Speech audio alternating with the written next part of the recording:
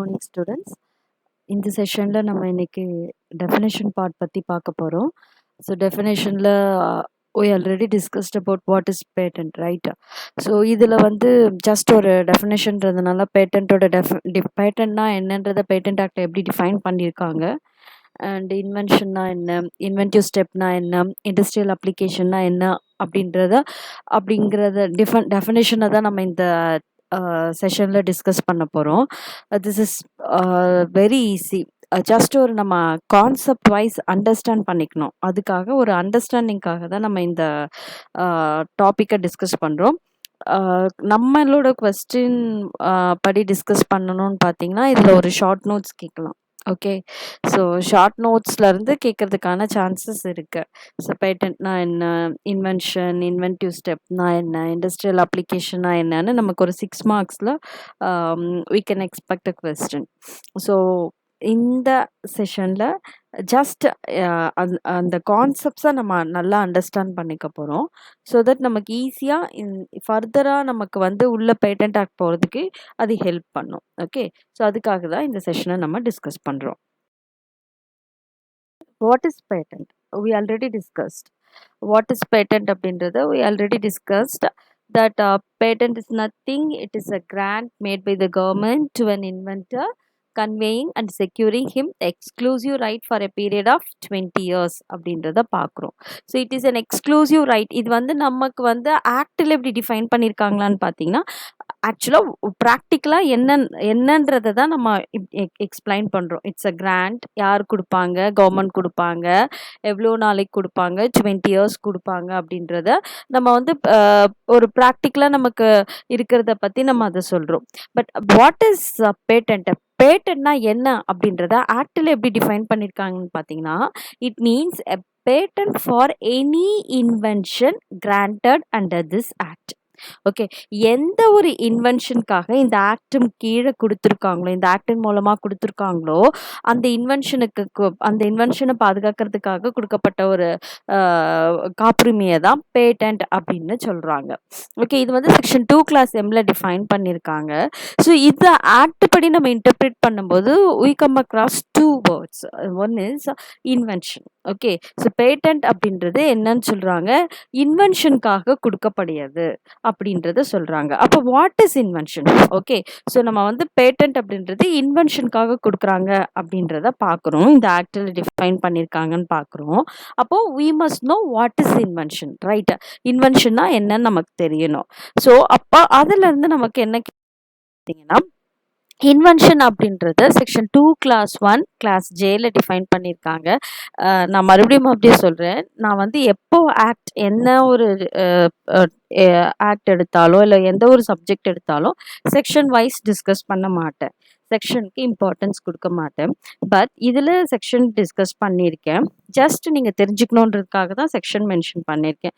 So if you forget the section, so it is not necessary you have to quote the section in your exam paper. Okay, you leave that. நீங்கள் செக்ஷனை mention பண்ணணுன்ற அவசியமே கிடையாது. Just செக்ஷனில் என்ன சொல்லியிருக்காங்களோ நீங்கள் அப்படியே அதை ரீப்ரொடியூஸ் பண்ணணுன்ற அவசியமும் கிடையாது. உங்களோட ஓன் வேர்ட்ஸில் நீங்கள் எழுதினாலே போதும். ஓகே, ஸோ பேட்டன்ட் அப்படின்றது செக்ஷன் 2 கிளாஸ் 1 கிளாஸ் எம்ல என்ன டிஃபைன் பண்ணியிருக்காங்க, இட் இஸ் அ கிராண்ட். எதுக்காக கொடுக்குறாங்க? For any invention granted under this act. Okay, so இந்த ஆக்டின் கீழமா எந்த ஒரு இன்வென்ஷனுக்கு கொடுக்குறாங்களோ அதுதான் நம்ம பேட்டன்ட்னு பார்க்குறோன்னு சொல்கிறாங்க. அதுக்காக இன்வென்ஷன்னா என்னன்னு நமக்கு தெரிஞ்சுக்கணும். இன்வென்ஷனுக்கு கொடுக்குறாங்க. அப்போ what is invention? See, it is not given for any discovery thing. Okay, so the word invention is quite different from discovery.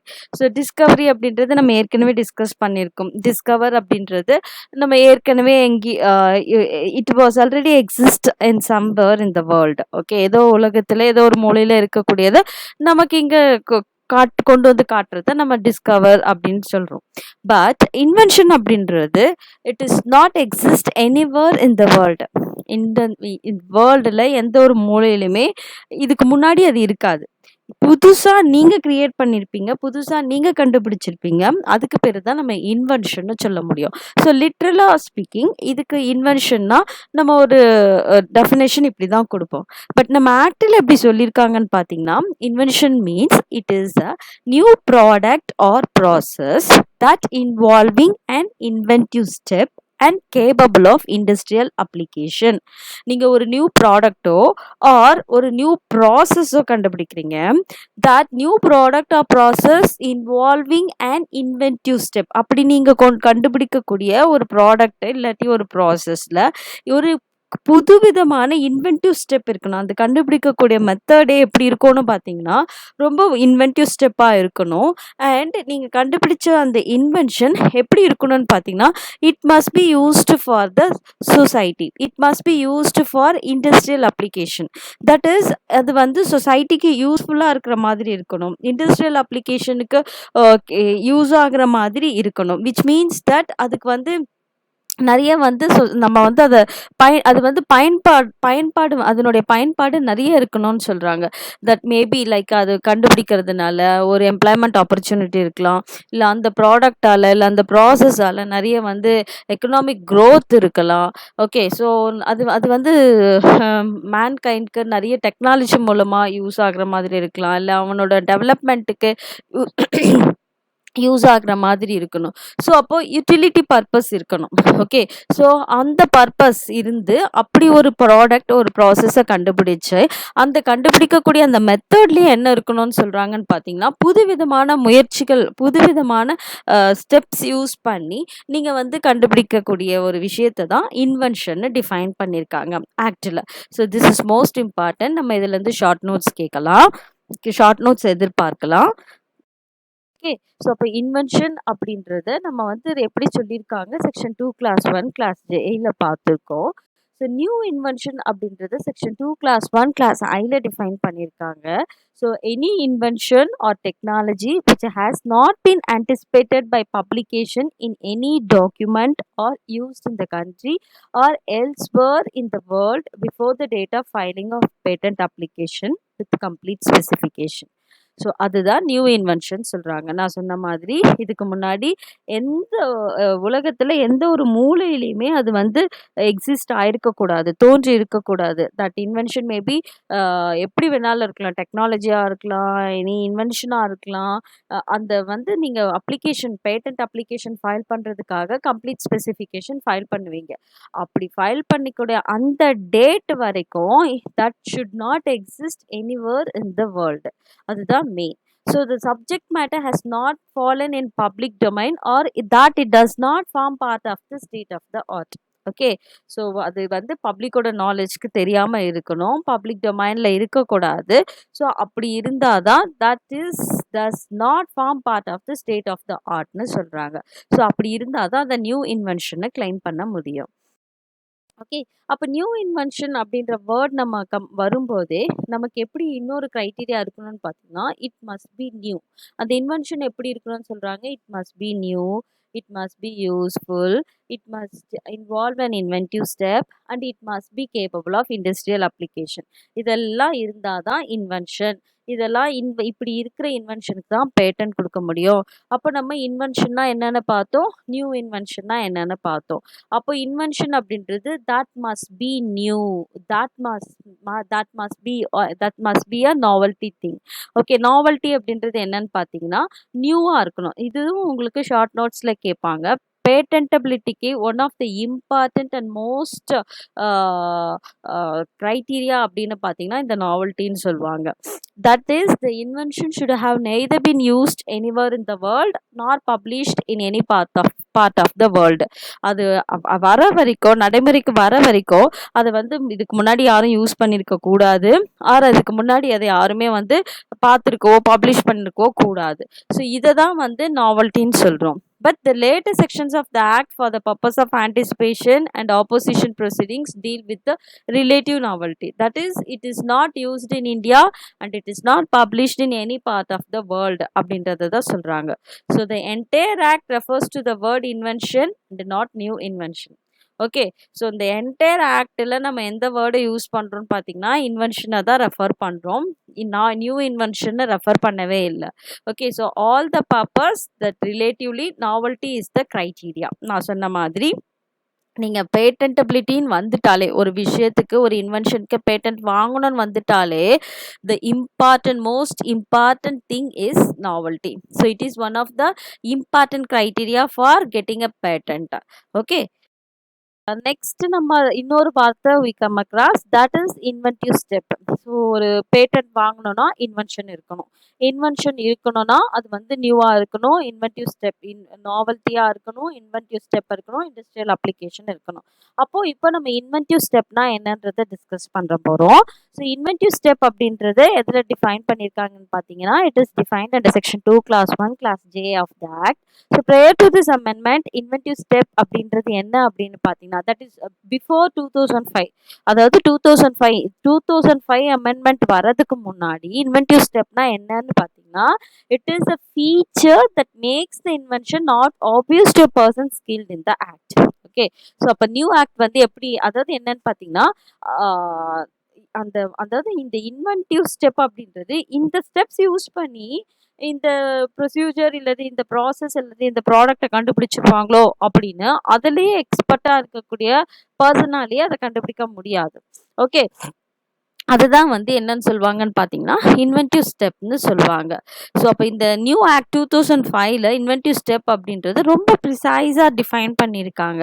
So it is a feature of an invention that involves technical advance as compared to the existing knowledge or having an economic significance or both, and that makes the invention not obvious to a person skilled in that particular field or the art. Okay. So அந்த particular ப்ரொஃபஷனில் யார் எக்ஸ்பர்ட்டாக இருக்காங்களோ அவங்களாலே பார்த்த உடனே கண்டுபிடிக்க முடியாத மாதிரி இருக்கணும். இது இந்த மாதிரி ஸ்டெப்ஸ் யூஸ் பண்ணி கண்டுபிடிச்சிருப்பாங்களா, இல்லை இந்த மெத்தட் யூஸ் பண்ணி இந்த இந்த ப்ராடக்டை கண்டுபிடிச்சிருப்பாங்களா, ஆர் இந்த மாதிரியான இப்போ ஃபீச்சர்ஸ் எல்லாம் இதில் இன்வால்வ் ஆகிருக்குமா அப்படின்னு பார்த்த உடனே அதில் எக்ஸ்பர்ட்டாக இருக்கக்கூடியவங்களாலேயே கண்டுபிடிக்க முடியாமல் இருக்கிறத தான் என்ன சொல்கிறாங்கன்னு பார்த்தீங்கன்னா inventive step. This is most important part. உங்களுக்கு டெஃபினட்டாக ஷார்ட் நோட்ஸில் நீங்கள் எக்ஸ்பெக்ட் பண்ணலாம். ஓகே. அப்போ இன்வென்டிவ் ஸ்டெப் அப்படின்றது that is also one of the most important criteria for testing the patent. Okay. So patent வாங்கணும் அப்படின்னா அது வந்து இன்வென்ஷனா இல்லையா அப்படின்றத டெஸ்ட் பண்ணுறதுக்கு inventive step is also one of the important criteria. And finally we have industrial application. So industrial application அப்படின்றத section 2 clause 1 class ஈஸியில் டிஃபைன் பண்ணியிருக்காங்க. நான் சொன்ன மாதிரி லார்ஜர் அப்ளிகேஷன், அதாவது larger it must be useful to the society at large. Okay. இவ்வளோதான் இதனோட simple precise டெஃபினேஷன்னு சொல்லணும்னு பார்த்தீங்கன்னா, that is it can be made, அது வந்து இப்போ மறுபடியும் யூஸ் பண்ணுற மாதிரி இருக்கணும். It can be used in at least one field of activity and it can be reproduced with the same characteristics as many as necessary, and it capable of industrial application in relation to an invention means that is the invention is capable of being made or used in an industry. Okay. So industry அப்படின்றது any kind of இண்டஸ்ட்ரியாக இருக்கலாம். அதில் நீங்கள் கண்டுபிடிச்சிருக்கக்கூடிய invention வந்து எப்படி இருக்கணும்னு பார்த்தீங்கன்னா, it is capable of being made. Okay. And it is capable of being used in an particular industry. Okay. So அப்படி இருக்கக்கூடிய ஒரு விஷயத்துக்கு தான் இண்டஸ்ட்ரியல் அப்ளிகேஷன்னு சொல்கிறோம். அப்போ நீங்கள் வந்து ஒரு ஃபீல்டியாக ஒரு சாதாரணமான ஒரு விஷயத்துக்கு கண்டுபிடிச்சிட்டு அது இன்வென்ஷன்ற க்ரைட்டீரியாவில் வருது, அப்போ எனக்கு இதை பேட்டன்ட் கொடுங்கன்னு சொல்லி கேட்க முடியுமான்னு பார்த்தீங்கன்னா definitely no. Okay.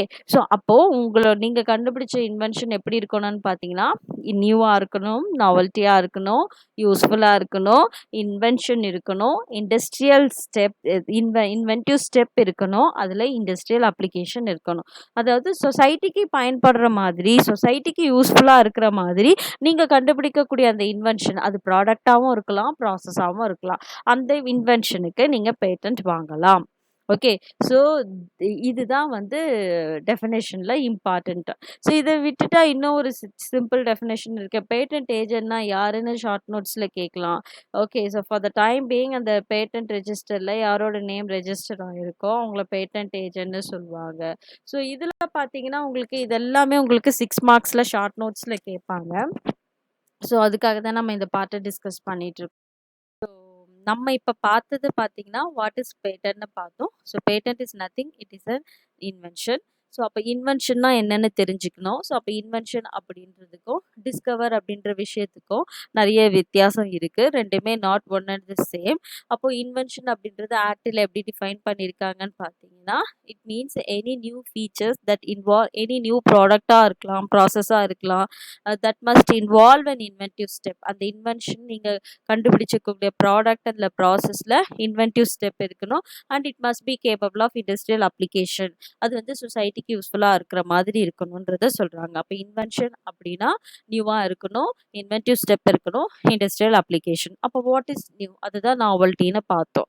Okay. So novelty அப்படின்றது நியூ அப்ளிகேஷன் ஃபைல் பண்ணுற டேட்லேயோ இல்லை நீங்கள் பேட்டன்ட் அப்ளை பண்ணப்படுற டேட்லேயோ நீங்கள் கண்டுபிடிச்ச இன்வென்ஷன் உலகத்தில் எந்த மூலையிலேயோ யாராலையும் அதை வந்து பார்த்துருக்கோ பயன்படுத்திருக்கோ கூடாது. அப்படிதான் இருக்கிறது தான் நாவல்ட்டி ஆர் நியூ திங்னு பார்த்தோம். ஓகே. இது ரொம்ப ரொம்ப important criteria for obtaining a patent. And another important criteria பார்த்தீங்கன்னா industrial inventive step. Inventive step அப்படின்றது என்னன்னு பார்த்தீங்கன்னா, person who are expert in that particular field or அவனாலேயே வந்து பார்த்த உடனே ஓகே ஆப்வியஸாக தெரியக்கூடாது. நீங்கள் வந்து இந்த காம்போனன்ட்ஸ் யூஸ் பண்ணி தான் இந்த மெடிசன் வந்து கண்டுபிடிச்சிருக்கீங்க, இல்லை இந்த மாதிரியான கெமிக்கல்ஸ் யூஸ் பண்ணியிருக்கீங்க, இல்லை இந்த மாதிரியான மெத்தட் யூஸ் பண்ணி தான் இந்த பர்டிகுலர் இதுவை ப்ராடக்ட்டை நீங்கள் கண்டுபிடிச்சிருக்கீங்க அப்படின்னா, அதில் எக்ஸ்பர்ட்டாக யார் இருக்காங்களோ அவங்களாலே கண்டுபிடிக்க முடியாத ஒரு விஷயத்தை தான் இன்வென்டிவ் ஸ்டெப்னு சொல்கிறோம். அது வந்து ப்ராடக்டாகவும் இருக்கலாம், ப்ராசஸாகவும் இருக்கலாம். அண்ட் நெக்ஸ்ட் ஃபைனலாக இண்டஸ்ட்ரியல் அப்ளிகேஷனை டிஸ்கஸ் பண்ணோம். ஸோ இண்டஸ்ட்ரியல் அப்ளிகேஷனை பொறுத்த வரைக்கும் it must be useful to the society. It must be useful to the industry at large. நம்மளோட சொசைட்டிக்கு யூஸ்ஃபுல்லாக இருக்கிற மாதிரி இருக்கணும், இண்டஸ்ட்ரிக்கு யூஸ்ஃபுல்லாக இருக்கணும்.